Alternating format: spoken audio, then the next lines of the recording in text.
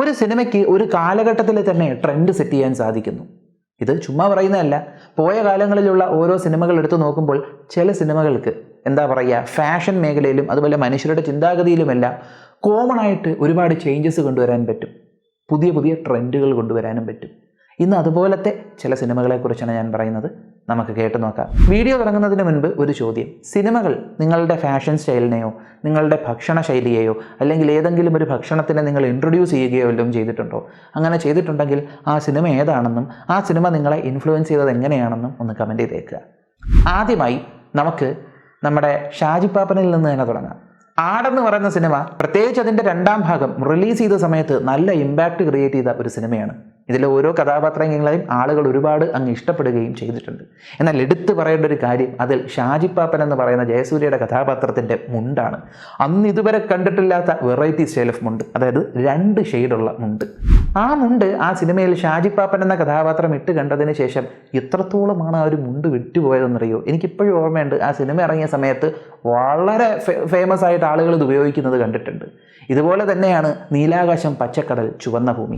ആടെന്ന് പറയുന്ന സിനിമ ഫാഷനെയാണ് സ്വാധീനിച്ചതെങ്കിൽ നീലാകാശം പച്ചക്കടൽ ചുവന്ന ഭൂമി എന്ന് പറയുന്ന സിനിമ ആളുകൾക്ക് ബൈക്കുകളോടുള്ള കമ്പത്തെയാണ് മാറ്റിയത്. അന്നേ വരെ ബുള്ളറ്റിനോട് ആഗ്രഹം തോന്നാത്ത ആളുകൾക്ക് ബുള്ളറ്റിനോട് ഒരു പ്രത്യേകം താല്പര്യം തോന്നുക, റോഡുകളിൽ ബുള്ളറ്റുകളുടെ എണ്ണം കൂടുക, എന്തിനേറെ പറയണം, ആളുകൾ ട്രിപ്പ് പോകുന്നത് വരെ കൂടി. അതിനുശേഷമായിരിക്കും ഒരുപക്ഷെ ഈ ഒരു ബൈക്ക് ജേണിയെല്ലാം ഒരുപാട് ആളുകൾ നോർമലൈസ് ചെയ്തത്. ഒരു സിനിമ അതിമനോഹരമായി ഷൂട്ട് ചെയ്യുന്നതിൻ്റെയും കാണുന്ന ആളുകളിലേക്ക് എത്തിക്കാൻ കഴിയുകയും ചെയ്യുന്നതിൻ്റെ ഒരു എഫക്റ്റ് തന്നെയാണത്. ഇതുപോലെ തന്നെ ദുൽഖർ സൽമാൻ്റെ മറ്റൊരു സിനിമയാണ് ചാർലി. അന്നിതുവരെ ട്രാവലിംഗ് എന്ന് പറയുന്ന സംഭവത്തെയും യാത്ര ചെയ്ത് നടക്കുന്ന ആളുകളെയും എല്ലാം ഇൻസൾട്ട് ചെയ്തിരുന്ന ആളുകൾ ചാർലി എന്ന സിനിമ കണ്ടതിന് ശേഷം അവരുടെ മാനസികാവസ്ഥകളെ ജസ്റ്റിഫൈ ചെയ്യാൻ തുടങ്ങി. അതും ആ ഒരു സിനിമയുടെ എഫക്റ്റ് തന്നെയാണ്. എന്നാൽ ഇതിനു പുറമെ ചാർലിയുടെ വ്യത്യസ്തമായിട്ടുള്ള വേഷധാരണവും ആളുകളിൽ ഒരുപാട് ഇമ്പാക്റ്റ് ക്രിയേറ്റ് ചെയ്തു എന്നുള്ളത് എടുത്തു പറയേണ്ടിയിരിക്കുന്നു. ഇനി ഇതുപോലെ തന്നെ മറ്റൊരു സിനിമയാണ് പ്രേമം. പ്രേമം എന്ന് പറയുന്ന സിനിമ ഒരു ഗംഭീര ഇമ്പാക്റ്റാണ് ഈ ഒരു ഫിലിം ഇൻഡസ്ട്രിയിൽ തന്നെ കൊണ്ടുവന്നത്, ആളുകളിൽ തന്നെ കൊണ്ടുവന്നത്. മെയിനായിട്ട് ആ ഒരു ഫാഷൻ ട്രെൻഡ് നിങ്ങൾക്ക് ഓർമ്മ കാണണം. ആ സമയത്ത് ഓണം സീസണിൽ ഏറ്റവും കൂടുതൽ ടെക്സ്റ്റൈൽസ് നിന്ന് വിറ്റുപോയത് വെളുത്ത മുണ്ടും കറുത്ത ഷർട്ടുമായിരുന്നു. ചറവറ മേടിച്ചു. അങ്ങനെ ഇത് നീലയാണ് കേട്ടോ.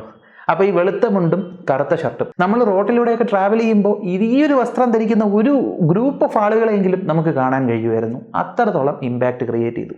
ഈ ഒരു കോമ്പിനേഷൻ ഇന്നും തുടർന്ന് വരുന്നുണ്ട്. നിങ്ങളൊരു ഇൻ്റർവ്യൂവിൽ ധ്യാൻ ശ്രീനിവാസനാണെന്ന് തോന്നുന്നു, അദ്ദേഹം പറയുന്നത് നിങ്ങൾ കേട്ടിട്ടുണ്ടാവും. പ്രേമം എന്ന സിനിമ ഇറങ്ങുന്നതിന് മുൻപ് മിക്ക സിനിമകളിലെയും പ്രധാന കഥാപാത്രങ്ങൾ മീശയാണ് വെച്ചിരുന്നത്, താടി വയ്ക്കുന്നത് കുറവായിരുന്നു. പ്രേമം എന്ന സിനിമ ഇറങ്ങിയതിന് ശേഷമാണ് സിനിമയിലെ പ്രധാന കഥാപാത്രങ്ങളും നടന്മാരും, എന്തിനേറെ പറയണം, ഫാഷനിൽ താടി എന്ന് പറഞ്ഞൊരു സാധനം നോർമലൈസ് ആയത്. അപ്പോൾ ഈ ഒരു വീഡിയോ നിങ്ങൾക്ക് ഇഷ്ടമായെന്ന് വിശ്വസിക്കുന്നു. നിങ്ങളുടെ അഭിപ്രായങ്ങളൊന്ന് കമൻറ്റ് ചെയ്തേക്കുക. മറ്റൊരു വീഡിയോയിൽ മറ്റൊരു രസകരമായ കണ്ടന്റുമായി കാണുന്നത് വരെ ബൈ.